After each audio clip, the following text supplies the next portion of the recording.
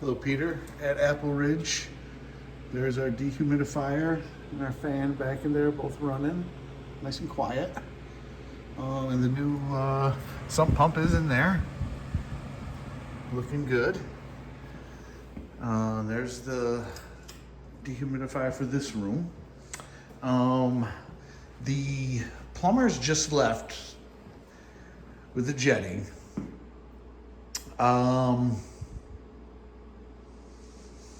They jetted it and noticed there's still a slow flow to it.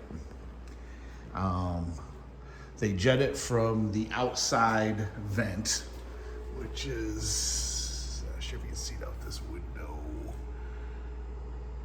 I'll head out there. They jet it from the vent and they go both ways. They go to the street and then into the house. And what they noticed is that it is a slow flow from the house out to the clean out right here.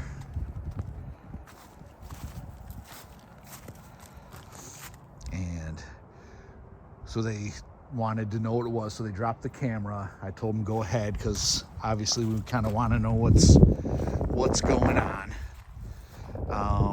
And there is new piping from the house foundation all the way out to the street.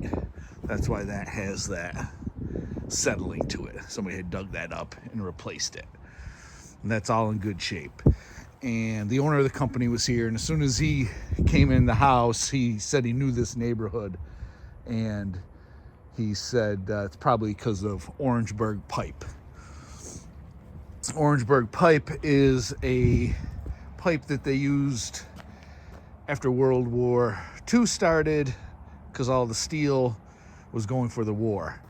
And Orangeburg is a fiber material wrapped in cellulose and tar, and worked great for a while. But what happens is it's similar to what galvanized does in the supply lines. It starts to swell. And obviously this plumbing that's under the floor in the house has been there since the house was done, so it's 60 to 80 years old. They ran the camera both ways, clean as a whistle to the road, clean all the way to the house. And as soon as you get into that Orangeburg, and they made their way all the way to the main stack in the house, and you see there's a low spot in it, a dip in it that holds water. And then as they went past that, you could see swelling in the pipe, which is slowing the flow down. It's all cleaned out now. I decided to go with the camera. I know originally you said, we'd skip the camera, but they did find an issue, so we wanted, to know what it was. I figured that was best. And I have a thumb drive with the video in the pipe, so you can literally see what they were talking about, the pipe swelling. There's options. He said it could, he might not ever have trouble with it. We obviously had a little bit of a slow drain at one point. Seems to be flushing fine now. Like I said, the flow to it, when it gets to the outside vent, you should be able to see it when you flush the toilet. It should come in a rush of water. And right now it's a slow trickle because of the swelling in the pipe, and then it has a dip in it as well. So that dip slows it down, and the swelling slows everything down. I said, what kind of time frame would you have on it? It's the same thing. You don't know. Could be 8 months, could be 8 years. You might never have to mess with it. But we know now, at least, he said an alternative to do if it collapses or swells too much and you're having trouble with backups,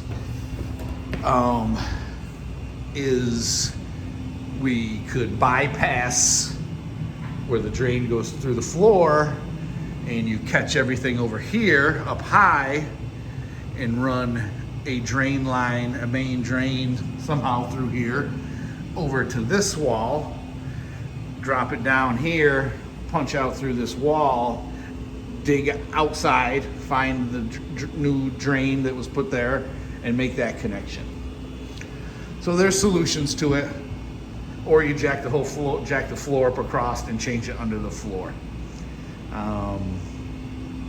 Couple different situations you'd have, you know, hanging the main is, you know, that sink, which you could always put a pump on that would pump it up and run it out.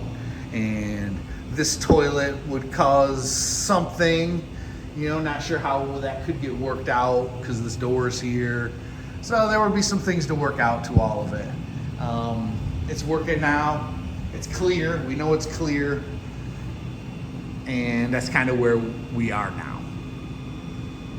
And I do have the thumb drive of the camera work, so we'll get that downloaded and I'll send it to you in a YouTube link.